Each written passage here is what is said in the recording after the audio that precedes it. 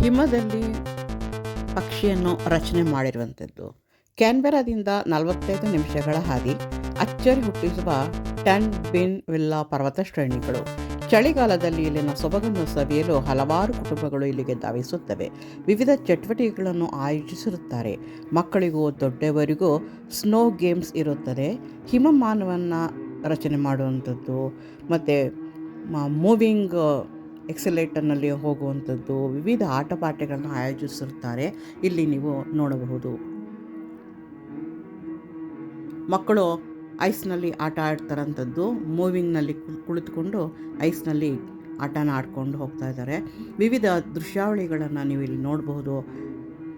ಆಟ ಆಡ್ತಾರಂಥದ್ದು, ವಿವಿಧ ಆಟಿಕೆಗಳನ್ನು ಬಳಸ್ಕೊಂಡು ಆಡುವಂಥದ್ದನ್ನು ಕೂಡ ನೀವಿಲ್ಲಿ ನೋಡಬಹುದು. ಕಾಡುಗಳು ಮತ್ತು ಹಿಂದುಗಡೆ ಎತ್ತರವಾದಂತಹ ಟನ್ ಬಿನ್ ವಿಲ್ಲಾ ಪರ್ವತ ಶ್ರೇಣಿಗಳು, ಹಿಮಮಾನವನ್ನು ಸೃಷ್ಟಿ ಮಾಡಿ ಅಲ್ಲಲ್ಲೇ ಕೂರಿಸಿರುವಂಥದ್ದು, ಇವೆಲ್ಲ ಕೂಡ ನೀವು ನೋಡ್ತಾ ಹೋಗ್ಬೋದು.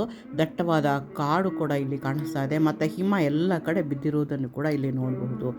ಚಳಿಗಾಲದಲ್ಲಿ ಇದೊಂದು ವಿನೂತನವಾದ ವಿಶಿಷ್ಟವಾದಂತಹ ಒಂದು ಅನುಭವವನ್ನು ಉಂಟು ಮಾಡಿಕೊಡುತ್ತದೆ.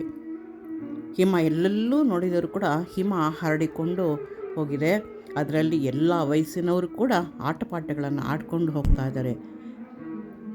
ಈ ಒಂದು ವಿಡಿಯೋ ನಿಮಗೆ ಇಷ್ಟ ಆಗಿದ್ದರೆ ಅಥವಾ ಮಕ್ಕಳ ಒಂದು ಮನರಂಜನೆಯ ಆಟಗಳನ್ನು ನೋಡ್ತಾ ಹೋದಾಗ ನಮಗೆ ವಿಶಿಷ್ಟವಾದಂಥ ಒಂದು ಅನುಭವ ಕೂಡ ಇಲ್ಲಿ ಉಂಟಾಗುತ್ತೆ. ಇದೆಲ್ಲ ನಿಮಗೆ ಇಷ್ಟ ಆಗಿದ್ದರೆ ಲೈಕ್ ಮಾಡಿ, ಸಬ್ಸ್ಕ್ರೈಬ್ ಮಾಡಿ.